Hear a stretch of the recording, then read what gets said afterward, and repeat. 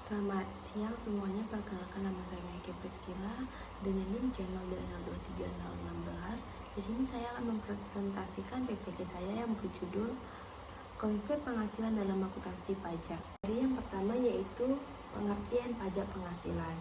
Menurut PPH nomor 36 tahun 2008 pasal 4 ayat 1, pengertian penghasilan yaitu setiap tambahan kemampuan ekonomi yang diterima atau diperoleh wajib pajak bagi yang berasal dari Indonesia maupun luar Indonesia yang dapat dipakai untuk konsumsi atau menambah kekayaan wajib pajak yang bersangkutan dengan nama dan dalam bentuk apapun. Untuk menentukan kapan penghasilan diterima atau diperoleh, Undang-Undang Perpajakan menunjukkan kepada metode pembukuan yang diselenggarakan oleh wajib pajak berdasarkan akrual dan kas basic. Pendekatan akrual mengakui penghasilan pada saat diperoleh, sedangkan pendekatan kas mengakui penghasilan pada saat diterima. Kedua metode tersebut dalam hal tertentu menimbulkan perbedaan waktu pengakuan penghasilan. Materi yang kedua yaitu penghasilan objek pajak. Menurut pasal 4 ayat 1 Undang-Undang PPH nomor 36 tahun 2008, penghasilan yang merupakan objek pajak adalah sebagai berikut. Yang pertama, penggantian atau imbalan berkenaan dengan pekerjaan atau jasa yang diterima atau diperoleh termasuk gaji, upah, tunjangan, honorarium, komisi, bonus, gratifikasi, uang pensiun atau imbalan dalam bentuk lainnya kecuali ditentukan lain dalam undang-undang. Yang kedua, hadiah dari undian, pekerjaan atau kegiatan dalam penghargaan. Yang ketiga, laba usaha. Yang keempat, keuntungan karena penjualan atau karena pengalihan harta.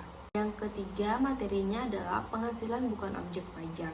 Sedangkan penghasilan yang tidak termasuk objek pajak menurut pasal 4 ayat 3 Undang-Undang PPH nomor 36 tahun 2008 adalah yang pertama, bantuan atau sumbangan termasuk zakat dan sumbangan keagamaan yang sifatnya wajib bagi pemeluk agama yang diakui di Indonesia.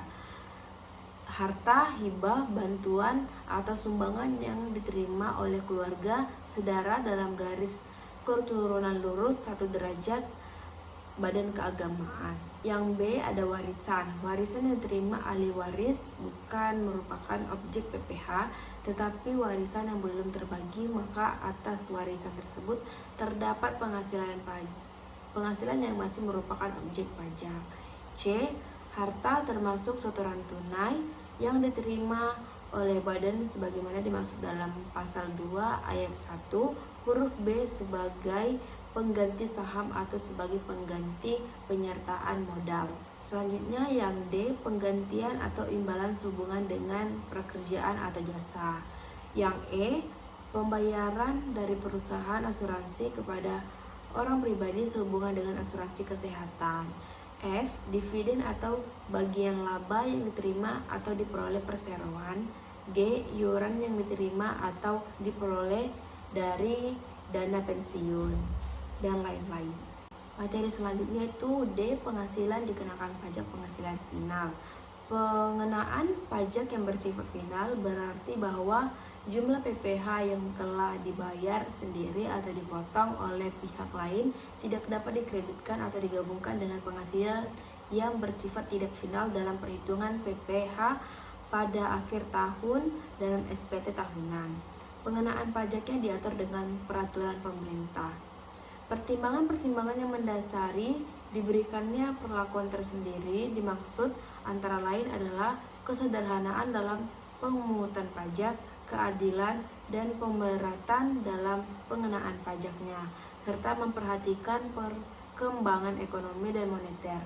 Oleh karena itu, pengenaan PPH termasuk sifat besarnya dan tata cara pelaksanaan pembayaran, pemotongan atau pemungutan atas jenis-jenis penghasilan tersebut diatur tersendiri dengan peraturan pemerintah dengan mempertimbangkan kemudahan dalam pelaksanaan pengenaan serta agar tidak menambah beban administrasi bagi wajib pajak maupun dirjen pajak.